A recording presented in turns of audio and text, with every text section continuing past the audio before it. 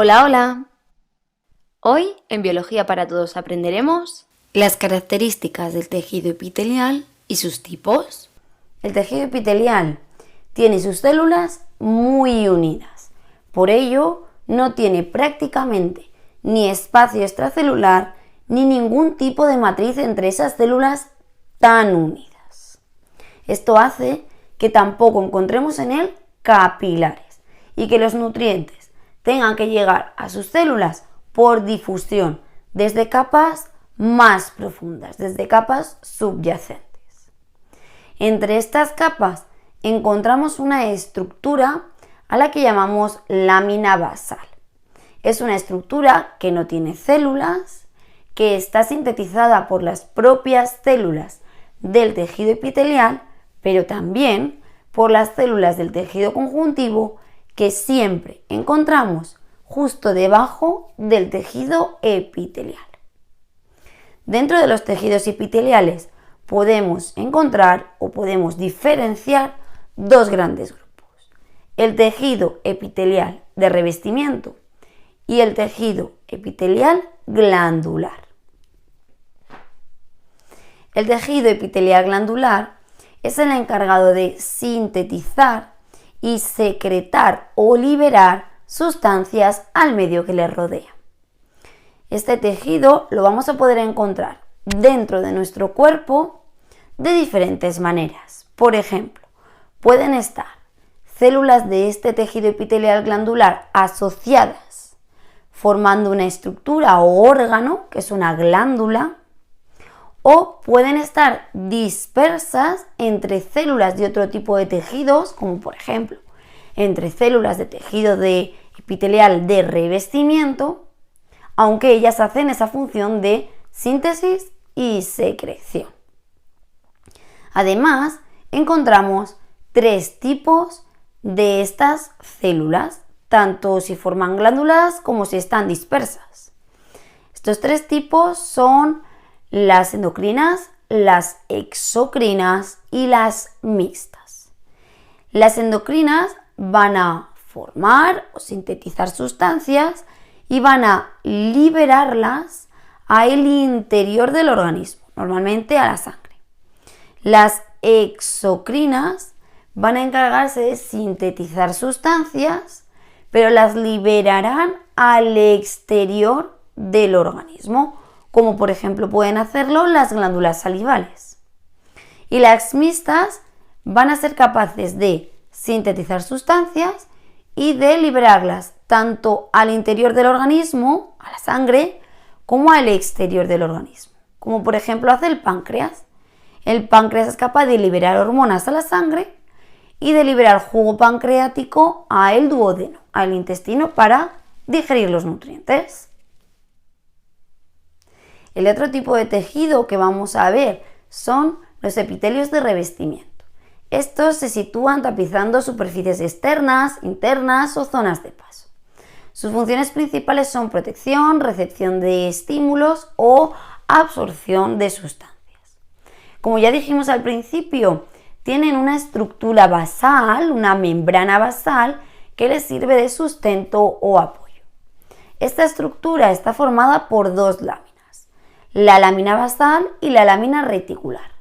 La lámina basal está formada por polisacáridos que han sido secretados por las propias células del tejido epitelial de revestimiento. Por el contrario, la lámina reticular está formada por fibras reticulares y fibras de colágeno que son segregadas por células del tejido conjuntivo, que siempre se sitúa bajo este tejido epitelial de revestimiento. Hay varios tipos de tejido epitelial de revestimiento. Dependiendo de sus células, son planas, son cúbicas, son prismáticas, de si tienen una única capa de células o más. Por eso, vamos a ver a continuación la clasificación de estos tejidos. Un tipo de epitelio de revestimiento es el epitelio monoestratificado, es decir, todos aquellos epitelios que únicamente tengan una capa de células. Dependiendo de la forma de estas células, vamos a diferenciar el epitelio monoestratificado o simple plano, si sus células son muy delgaditas, muy planas, muy finas. Por ejemplo, los mesotelios que revisten casi todas las cavidades corporales están formados por epitelios simples planos, como por ejemplo el peritoneo. Otro ejemplo de estos epitelios simples planos son los endotelios. Los endotelios son los tejidos que revisten el corazón, los vasos sanguíneos o los alvéolos pulmonares. Otro tipo de epitelio monoestratificado, es decir, de una única capa de células, es el epitelio monoestratificado o simple cúbico, porque tiene sus células en forma de cubo, compactadas y bien unidas unas a otras. Estos los podemos encontrar formando parte de la pared de los conductos biliares o de los túbulos renales. El último epitelio que vamos a ver monoestratificado o simple es el epitelio monoestratificado o simple prismático, porque la forma de sus células es parecida a un prisma alto, es decir, son células más altas que anchas. Normalmente sus núcleos se sitúan alineados en la base. Si os tengo que decir dónde están, pues las podéis encontrar revistiendo las trompas de Falopio, en el interior del estómago o del intestino delgado. Porque muchas veces las células de este epitelio monoestratificado o simple prismático tienen especializaciones, como por ejemplo las microvellosidades del intestino. Además de epitelios con una única capa de células, podemos encontrar epitelios que tengan más de una capa de células. A estos se les denominan epitelios pluriestratificados. Estos, por supuesto, también se sitúan sobre una membrana basal.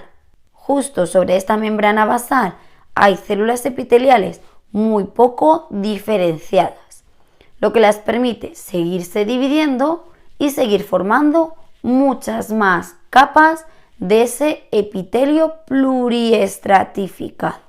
Las células de este epitelio pluriestratificado, igual que las anteriores, pueden ser planas o pueden ser cúbicas o pueden ser prismáticas, o incluso puede haber en el mismo epitelio pluriestratificado mezcla de planas con prismáticas o de planas con cúbicas o de cúbicas con prismáticas.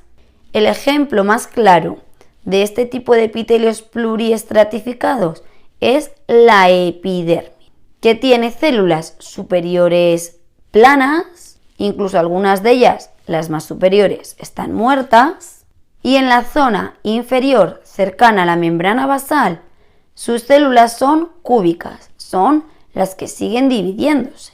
Por último, hay un epitelio un poquito especial, que es el epitelio pseudoestratificado, como este. Fíjate, parece que tiene varias capas de células, pero si miras bien al detalle, te darás cuenta de que todas estas células llegan realmente a su base.